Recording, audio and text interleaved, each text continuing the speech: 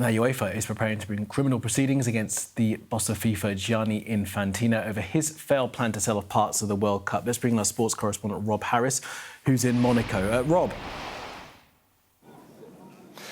Yes, UEFA really ratcheting things up in terms of threatening this legal action against Gianni Infantino in terms of whether they bring criminal proceedings in Switzerland, accusing the FIFA president of criminal mismanagement. UEFA have been holding meetings here in Monaco this week around the men's competition draws. I'm joined now by a senior official involved in those talks, the UEFA Vice President McAllister. Thanks for joining us live on Sky News.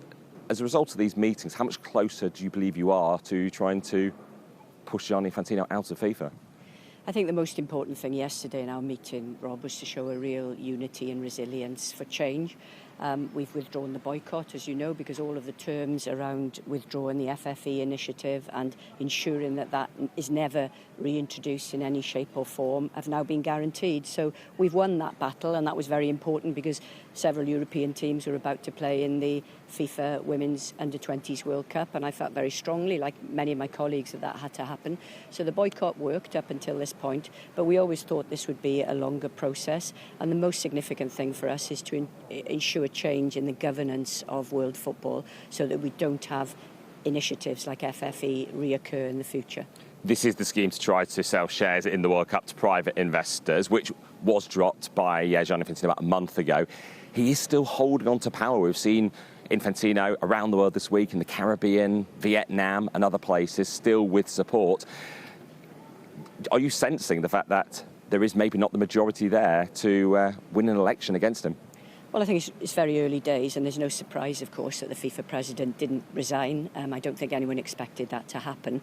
But from our point of view, I think we have all of the key stakeholders in football on the side of change. If you look at the fans, probably the most important people we can mention. If you talk about the players, if you talk about the clubs, the EFC, the European leagues, the national associations, we are united in wanting a regime change at FIFA level that will not just replace the president, but will actually change the culture of governance in world football.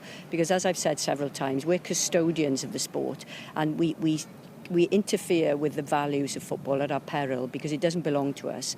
We are the people who are running football for now, and it's our duty to leave it in a better place than when we assumed authority. Some of those smaller associations around the world seem appreciative of Gianni Infantino for the money he's helped to generate over the last decade. What is it particularly that Gianni Infantino has done wrong in your eyes in terms of that UEFA communique we saw yesterday talking about that the presidency of FIFA can't become the instrument of power for one person? A president is important as a figure.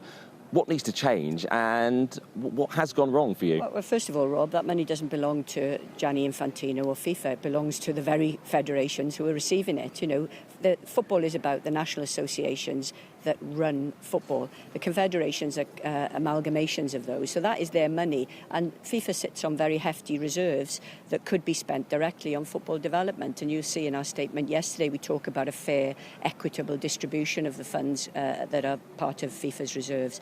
But I think this is a catalogue of issues that we feel threaten the very heart of football. I mean, FFE was the most significant, of course, but this goes all the way back to Qatar and human rights. It goes back to the Balogun case in the World Cup, where political interference was shown on the pitch.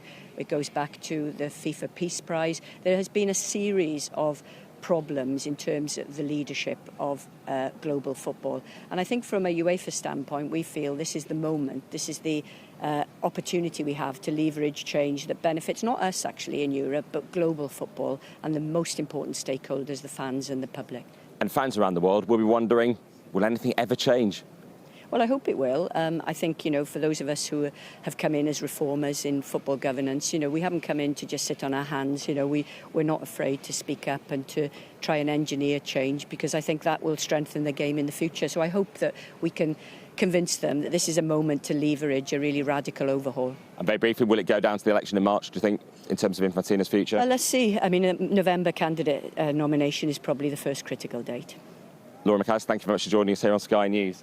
The UEFA Vice President from Wales, former Wales international player, governance expert as well in Wales, and someone who's been at the heart of those meetings here this week in Monaco, as now Gianni Infantino has been subpoenaed to hand over all information relating to this World Cup sell-off venture that he abandoned, but he can now face legal consequence for in a potential court case down the line in Switzerland.